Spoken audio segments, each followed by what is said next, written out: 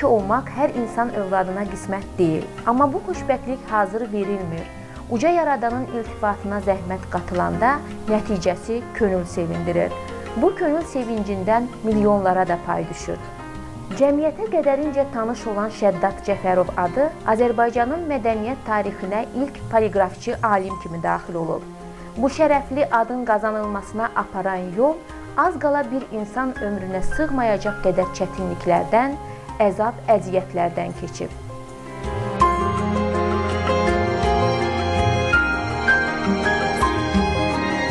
Mən 1 yaş yarım olanda anam görüb ki, qadınlar qışqırır, vayna, soruşur ki, nə deyil, müharibə başlayıb. Anam görüb ki, Bakıda yaşamaq çətindir 4 uşaqla. Dizurstvalar olur, o fabrikdə işləyib. Yəni, talonla çörək alırdıq. Yəni, o talonu da bir gün itirir, tamam qalırıq çörəksiz. O da fikirləşir, götürür bizi, aparır kəndə. Kənd həyatı da o vaxtı çox maraqlı idi. Yəni, bizim kənddə düyü əkərdilər, çəltik deyirlər ona, çəltik əkərdilər. O da kolxozda işlədi, çəltik əkdilər və bir evimiz də yox idi. Çünki o vaxtı babamı kulaq eləyəndən sonra evlərini də söküblər. Biz qalmışıq təmiz çöldə. Sonradan anam qohumları ilə birləşib bir ev tikiblər. 2-3 otaqlı balaca bir ev. Və həyətini əkib becərməklə, kolxozda işləməklə bizi müharibədən sağ-salamat çıxardı. Bundan başqa bizim evin, həyətin daha doğrusu qutaracağında bir kəndə balaca çay axırdı, kənd çayı. Axşamlar ora tor atardılar. Tora 2-3 dənə kütün düşərdi, 2-3 dənə sazan səhər götürərdilər. O sazanı buraxardılar çaya ki, yeməli balıqdır. Kütünlə düyünü yiyərdik. Gələcək qismətinə şöhrətli alim, mətbuat sahəsində yüksək adsan yazılacaq Şəddat Muğdadoğlu Cəfərov 1940-cı ildə Bakıda dünyaya göz açıb. Onun valideynləri Lənkəran rayonunun Gərmətük qəsəbəsindən idi. Babası Hüseyin kişi, oğlu Muğdadla 1927-ci ildə qolçomaq damğası ilə Sibirə sürgün olunmuşdu. Sürgün həyatından sonra ailəsi ilə Bakıda məskunlaşıb.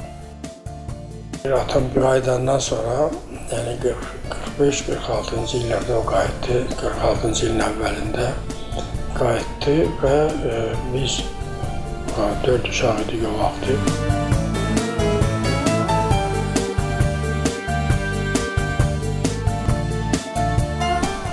Dedi ki, bəs qayıdıram şəhərə, Bakıya qayıdaq. Çünki o vaxtı, demək 27-ci ildə mənim babamı kulaq kimi kənddən çıxartmışlar, Sibirə göndərmişdilər. Münasibət kulaq balalarına olan kimi münasibət idi.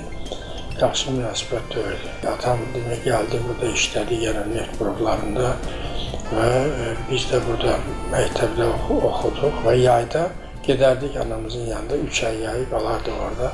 Və belə, bilməm, 2 il bəlkə də belə oldu. Sonradan isə anam da köçdü oradan, gəldi Bakıya.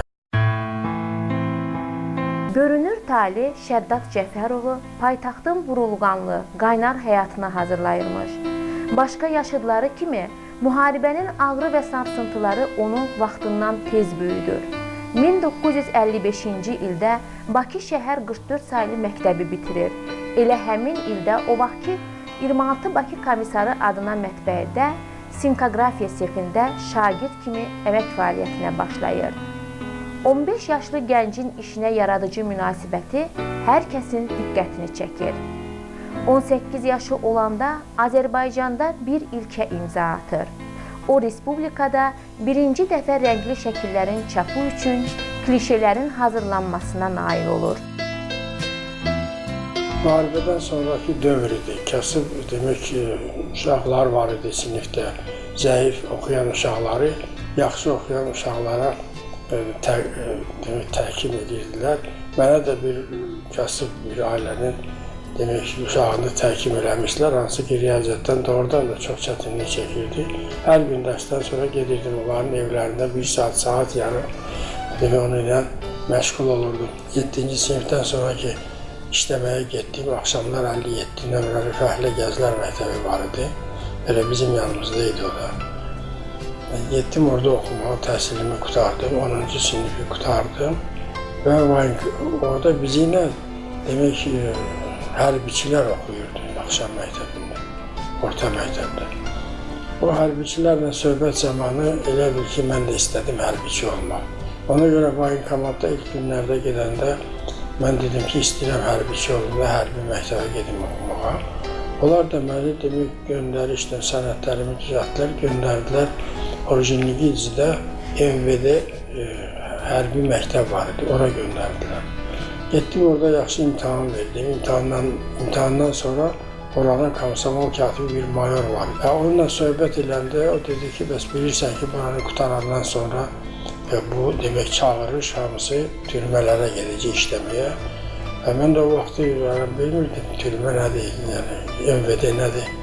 Etiraz elədim, gəldim, voyinkomatda kağız gətirdim ki, mən etiraz eləmişəm də oxumaq orada.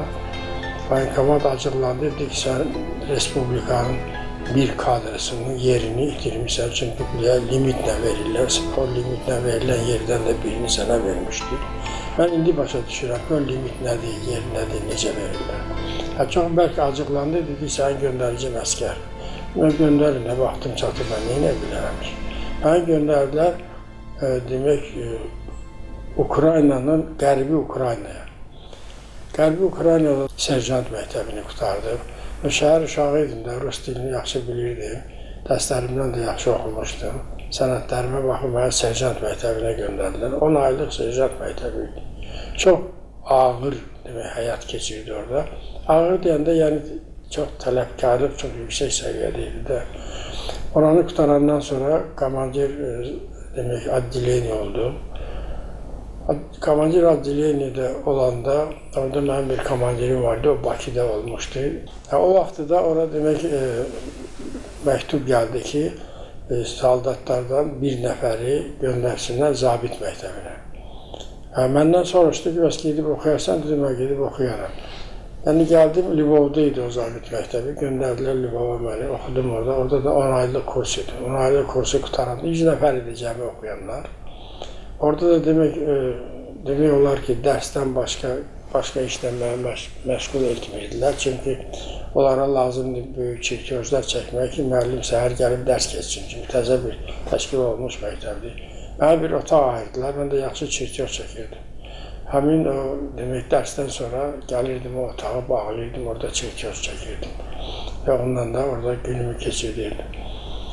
Beləliklə mən zabitlər məktəbində qutardım, amma qutaranda o 100 nəfərdən demək belə bir şərt var idi orada. Kim istəyirdi qalmağa, əskərdə zabit kimi işləməyə, müqavilə bağlayırdılar 25 illiyə və göndərirdilər SSR-nin müxtəlif şəhərlərinə, orada zabit işləməyə. Lakin mən və mənimlə bərabər 16 nəfər, cəmi 17 nəfər biz ərizə yazdıq ki, biz istəmirik qalmağa. Kim də istəmirdi, demək növbəti ona zvaniyanı verirdilər və daha doğrusu leytenant zvaniyası verirdilər. Əskəridən gələndən sonra əvvəl texnikumu qutardım, ticarət texnikumunu. Oranda mexanika fakültəsi var idi. O mexanika fakültəsini qutardım. Sonradan daxil oldum Pedaqoji Universitetin, o vaxt institut adlanırdı, Riyaziyyat fakültəsinə. Orada Riyaziyyat fakültəsini qutardım. Şəddad Cəfərovun hərbi xidmətdən sonraki fəaliyyəti özünə çox doğma bildiyi sahə ilə sıx bağlıdır. Mətbəyi işlərinin incəliklərinə vaqif olan, zəhmət və səyi nəticəsində yeni texnologiyalardan böyük bacarıqla baş çıxaran gənc poliqrafçı, mətbəədə sex ustası, texnoloq, sex rəisi vəzifələrində çalışır. 1966-cı ildə isə mətbəəyə baş mühəndis təyin olunur.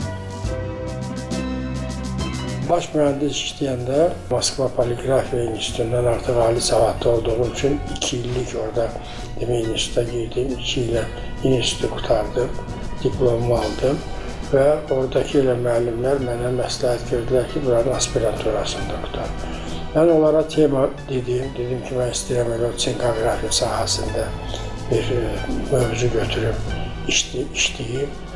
Onlar etiraz eləmədilər, amma dedilər ki, bu çox dar bir sənətdir. Onda mən götürdüm, demək ki, Azərbaycan nümunəsində Azərbaycan mətbəələrində rentabilliyin artırma yolları. Yəni, çox geniş bir demək, mövzudur. Orada ilk dəfə olaraq SSRİ səviyyəsində riyaziyyatın demək, iqtisadiyyata, mətbəə sahəsindəki iqtisadiyyat tətbiqi idi. Orada korrelasyon usul var riyaziyyatda, o usulu tətbiq elədim. Onunla da mənim işim biraz da ağırlaşdı. Nədən? Çünki orada rəhbər təyin eləmək məsələsi gələndə rəhbər demək, təyin eləmək çətinlik çəkirdilər. Çünki riyaziyyatı bilən mətbəə işini bilmirdi, mətbəə işini bilən riyaziyyatı bilmirdi. Mənim dissertasiyamda isə çoxlu riyaziyyat var idi. Amma buna baxmayaraq mən demək, o poliqrafiya jurnalı vardı, SSRİ miqyasında ilk yeganə jurnal idi, çap olunurdu. Mən də onu həmişə alırdım. Orada Nikolskaya elə Vladimir'də vardı profesör. O bərdən riyaziyyat haqqında bəzi məqalələri buraxırdı. Həmən onda təklif elədim ki, bəs belə bir profesör var. Mən demək, tanış elədilər və o götürdü mənə rəhbərlik eləməyə. Və çox böyük müvəffəqiyyətlə, demək, 4 il əvəzinə 3 il yarıma mən müdafiə elədim, Moskvada müdafiə keçdi. Və o vaxtı yəni, yalnız müdafiə Moskvada idi. Çalışdığı müəssisənin rentabilli işləməsi, əməkçilərin maddi marağının artırılması təşəbbüsünün də ilk müəllifi Şəddad Cəfərov olur. Bu, təşəbbüs olaraq qalmır. Real fəaliyyətlə bu arzularının ardıcıl şəkildə həyata keçirməyə müvəffəq olur. Əlbəttə, bütün bunlar görkəmli poliqrafçı alimin böyük zəhməti, əziyyətləri hesabına başa gəlir. Baş mühəndis işləyəndə çoxlu yeniliklər yaratmışam orada. O yenilikləri görəndə fərəh duymuşam. İnsanların, o yeniliklər vasitəsilə insanların rahat işləməyini görəndə özümdə də rahatlıq tapmışam. Ondan sonra, misal üçün, məni 10 ildən sonra göndərdilər. Yeni kitab mətbəəsi, təzə mətbəə açılmışdı. Bakıda çox pis vəziyyətdə idi o. Oranı 6 ay ərzində elə, necə edilir, ayağa qaldırdım, elə düzəltdim ki, artıq SSRİ miqyasında birinci yeri tutub, kesici qırmızı bayraq deyirlər o vaxtı Qazada. Birinci yeri tutanlara kesici qırmızı bayrağı bizə verdilər. Yəni, belə işlər məndə çox olub və fərəhlənmişəm. Birinci katibə qədər çatmışdı ki, təzə gələn direktor görün insanlar haqqında necə qayğı göstərir. Yəni, belə hallar həyatımda çox olub və mən həmişə elə, demək ki, hadisələrdən çox qürurlanmışam.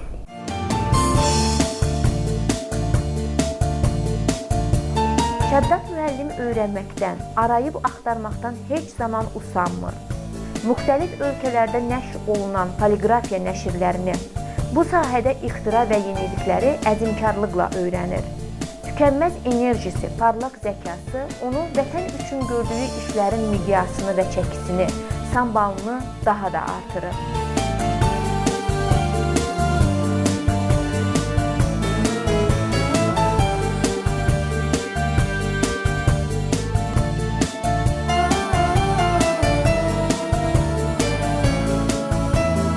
Xaricdə mən olmuşam, Almaniyada da olmuşam, misal üçün İsveçrədə olmuşam, İranda, Türkiyədə olmuşam.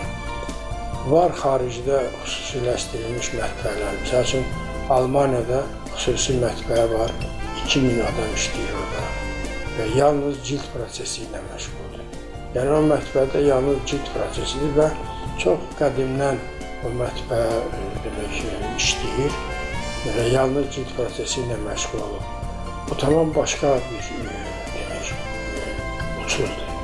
Misal üçün, Türkiyədə mən rast gəldim, kitabların cildində olan zər basma ilə kitabın adını və müəllifin adını yazan prosesi yalnız o mətbəədir. Orada əlbəttə 2-3 nəfər adam işləyir, amma o prosesi yerinə yetirən adam yalnız o proseslə məşğuldur və o çox yüksək səviyyədə artıq sənətə sahib olub, onu yüksək səviyyədə icra edir. Bu başqa tamam. Yəqin biz də nə vaxtsa belə bir uğurları qazanacaq və uğura doğru gedəcək. O xırda mətbəələr hansı ki, o prosesləri hamısını özündə istəyir, cəmləşdirsin, onlar hamısı yəqin ləğv olunlar və xüsusiləşdirilmiş metodla işləyəcəklər.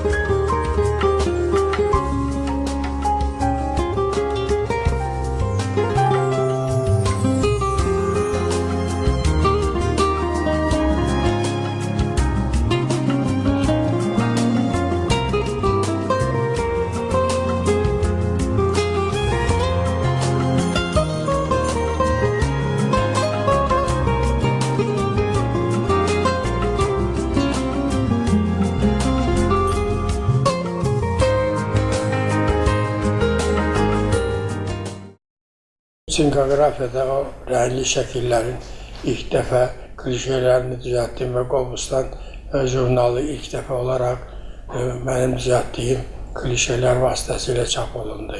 Sonra nabor sexində demək yığım sexi əllə olurdu, ələlxüsus demək adi mətin, linotip və monotip maşınlarında yığılırdısa, riyazi və kimyəvi düsturlar onları əllə bir-bir o işarələri yığmaqla yığırdılar. Mənim təklifimlə həmin o düsturları, kimyəvi və riyazi düsturları linotip maşında və monotip maşında yığmağa başladıq. Onunla da əl zəhmətini xeyli azaltdıq. Ən böyük təkliflərindən oldu ki, biz çap sexində yavaş işləyən və çox səs-küylü maşınlar işləyirdi, çap maşınları. Onları Alman istehsalı olan Victoria Frum maşınları əvəz elətdirdim və o sexin istehsal gücü 2-3 dəfə artdı. O çap sexinin istehsal gücü 2-3 dəfə artanda cilt sexi çatdırmadı bunların hamısını eləməyə, yəni cildləməyə kitabları, o vərəqləri. Bu vaxt belə bir məsələ qalxdı qabağımızda ki, bəs neyinik cild sexini artıraq? Biz artıq cild sexində hərəkət eləyəndə böyrü üstə yerirdi, çünki o qədər kitablar yığılırdı ora. Bir gündə gecə elə bu fikirlərlə gəldim, işdən rahatlanıb yatırdım, fikirləşdim ki, bəs neyinik?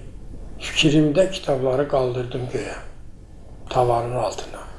Səhər gəldim, bu ideyanı genişləndirdim və Moskvada dostlarıma zəng elədim, mühəndislərə dedim ki, bəs belə bir fikir məndə yaranıb. Deyir, olar, bizdə də elə qurğular var, biz gəlib orada onu tətbiq edə bilərik. Poliqrafiyada yeniliklər yaratdığım üçün də şöhrətləndim və insanlar arasında böyük hörmətə səbəb oldum.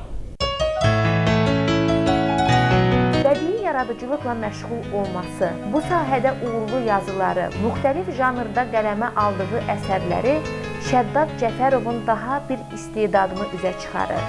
Şəddad müəllim üstəlik hərbi vətənpərlik mövzusunda çap olunan onlarca kitaba redaktorluq da edir.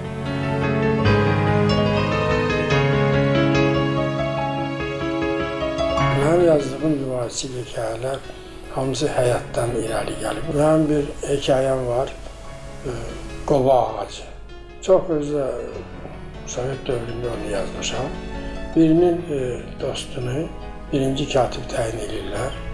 Bu da sevinirdi, ya birinci katibdir, dostumdur, gedərəm yanına. Xahiş edirəm bizim məhəlləyində biraz kömək eləsin, demək ki, abadlaşdırsın. Bu bir gün gəlir yanına, girir raykomun binasına, böyük bir koridordan keçir, girir qəbul otağına, orada da bir xanım oturub, deyir olar, katibin yanına, gözləyir, məşğuldur, əyləşin, gözləyir. Amma oturur, gözləyir, biri gəlir, girir, çıxır, öbürsü gəlir, girir, çıxır, belə bütün günü fasiləyə qədər. Bu artıq heç kim gəlməndə fasilədən qalıb, bu istir qapını açsın, girsin içəri, katibə deyir ki, yoldaş, mən sizə dedim, o məşğuldur. Nəysə gələn oturur yerində, sonra qız deyir ki, bəs fasilə də o fasiləyə gedib. Demək, arxa qapıdan yol varmış oradan, katib gedir fasiləyə. Belə 2 gün, 3 gün belə hər gün gəlir, onun qabılına düşə bilmir. Nəticəyə gəlir ki, səhər tezdən gələrəm, raykomun qapının ağzında dayanaram. Orada içəri girəndə məni görəcək, dəvət edəcək, gəlib dərdimi deyərəm ona. Bəli, səhər gəlir, dayanır. Orada da qapının ağzında bir ovaq ağacı bitirmiş. Onun altında dayanır, gözləyir. Gəl, görürsə, bir qara Volqa gəldi. Başında döndüyüm birinci katib çıxır maşından elə içəri bərk çıxıyır ki, o heç salam verməyə mal tapmır. Deyir, əlbət bu gün işi çox olub, sabah gələrəm. Sabah da belə olur, bir iki gündə belə olur. 3-4 il keçir, demək bunu çıxardırlar, birinci katibi çıxardırlar işdən.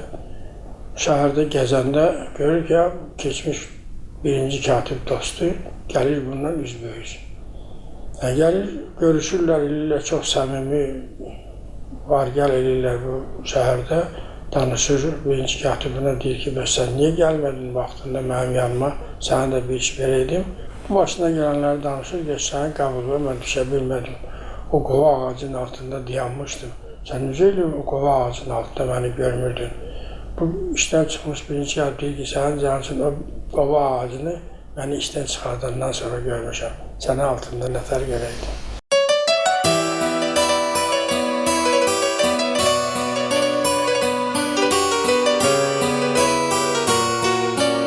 Şəddad Cəfərovun uğurlarının təməlində bir mühüm amil də var. O gözəl ailə başçısıdır. Hər zaman qayğısını çəkən, diqqətini bir anda olsun üzərindən çəkməyən mehriban, ömür gün yoldaşı, ağıllı, dost tanış cəmiyyət içində başını uca edən övladları var.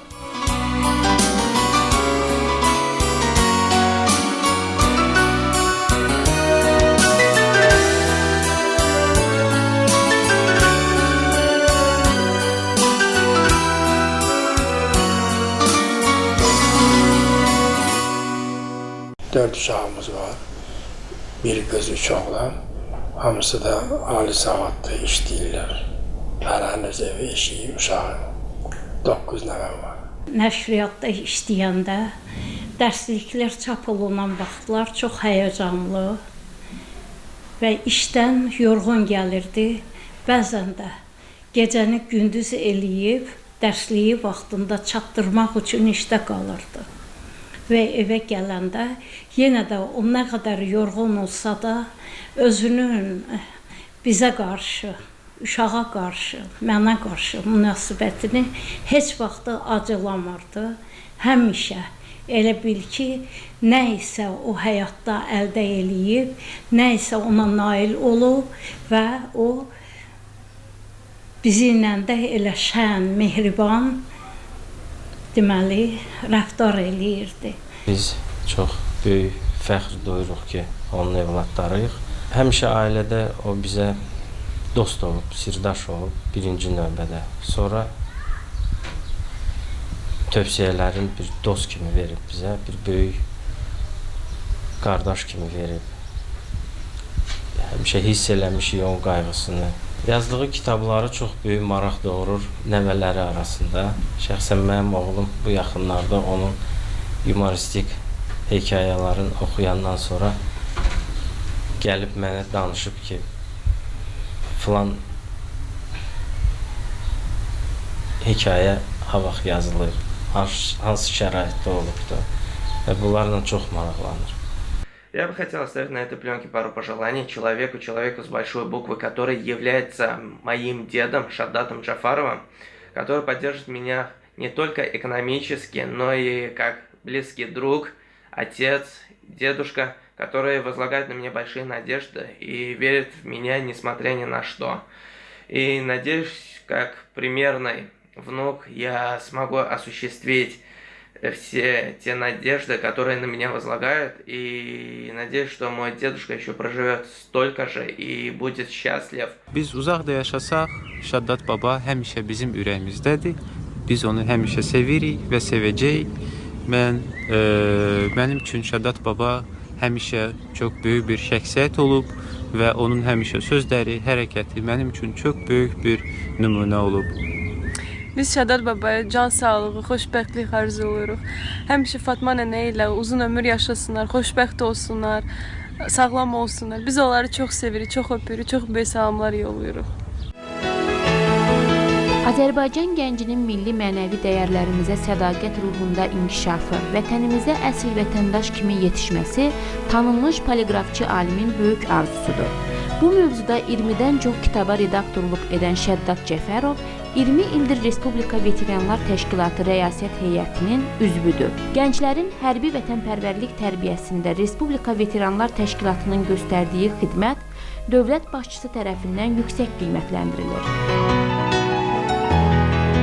Respublika Prezidenti İlham Əliyevlə hər görüş veteranların işində yeni canlanma yaradır. Şəddad müəllim təbiət etibarilə çox güclü həyat hazırlığı olan bir kişidir. Müdrik bir insandır.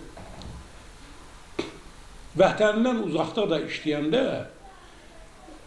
elə bil ki, vətənin bir parçası olub.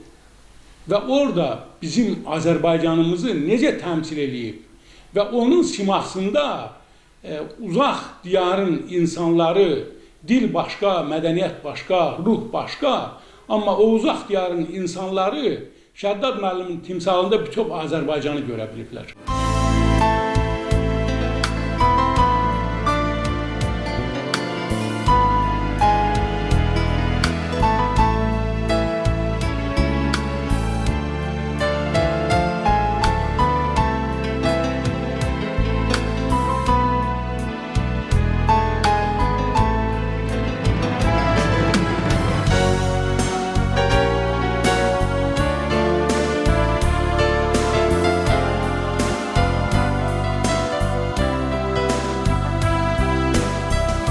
Kitabın insana verdiyi o ləzzət, o vərəqləri ki açırsan, o hissiyatı ki sən keçirdirsən, onu 2000 il bundan qabaq Evklidin kitabı durursa, biz də çap elədiyimiz kitab hələm 2000 il bundan sonra da yaşayacaq.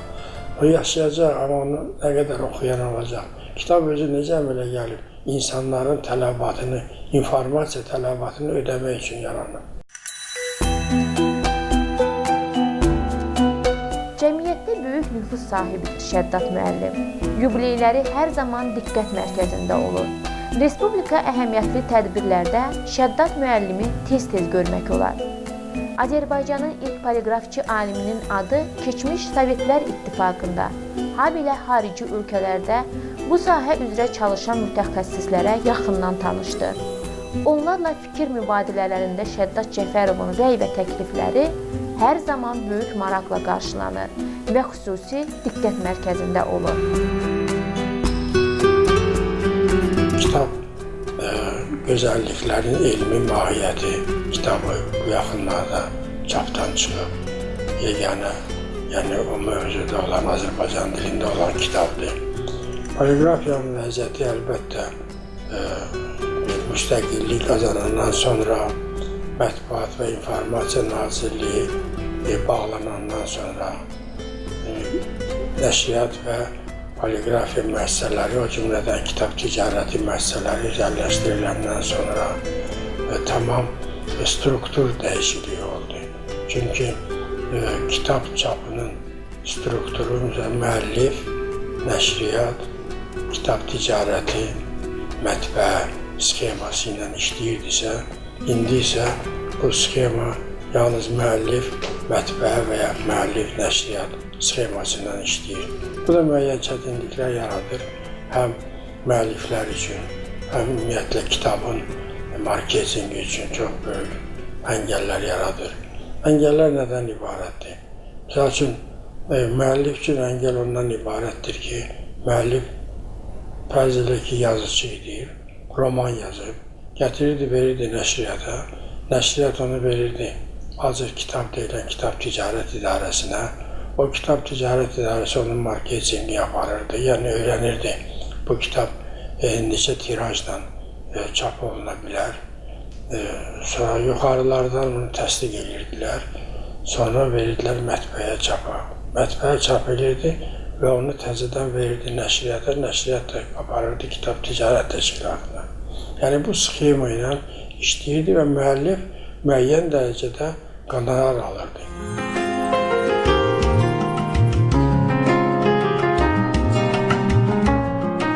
Adı Azərbaycan ensiklopediyasında ilk poliqrafçı alim kimi yazılan Şəddat Cəfərov cəmiyyətdə qədərincə tanınır. Onun peşəkar əməyi, yaradıcı dəsti xətti çoxsaylı dövlət təltiflərinə layiq görülüb.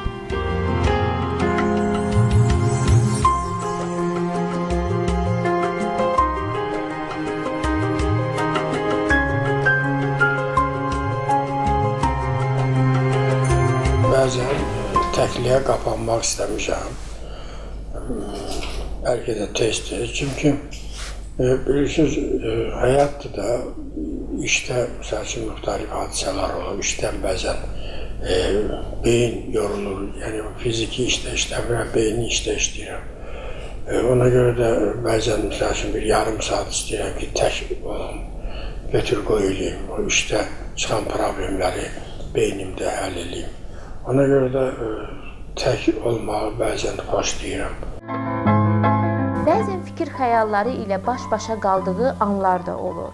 Belə vaxtlarda Şəddat müəllim yalnız və yalnız yeni layihələr haqqında düşünür.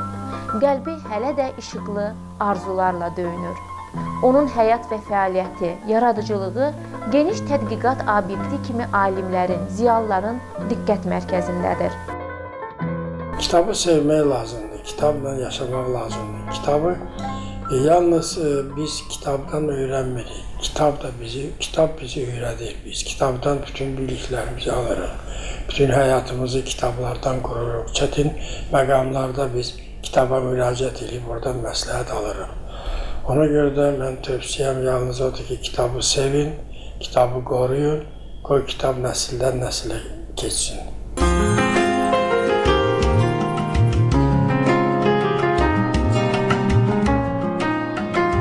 Ömrün hər ilində onun doğma vətənə, Azərbaycanımıza şərəfli xidmətini əks etdirən naxışlarının sayı olduqca çoxdur.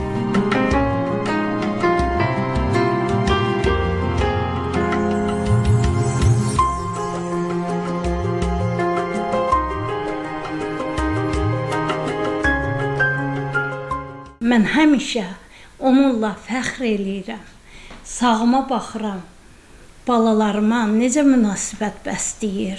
Nəvələrimə, bütün qohumlarıma, bütün gələn qonaqlara mən soluma baxıram. Yenə eyni cür sevinirəm. Şükür eləyirəm Allaha ki, həyatda mən bütün arzularımı onun yolları ilə, onun mənə verdiyi xoşbəxtlığı ilə nail ola bilirəm. Arzularıma nail ola bilirəm. Görkəmli alimimiz, nüfuzlu ziyalımız Şəddat Cəfərov bugün də yaradıb yaşamaq eşqi ilə yaşayır. Ömrün hər ilində onun doğma vətənə, Azərbaycanımıza şərəfli xidmətini əks etdirən naxışlarının sayı olduqca çoxdur. O naxışın hər biri bu gözəl insanın ömür yoluna bəzəkdir və bu bəzək, bu naxış heç vaxt solmayacaq.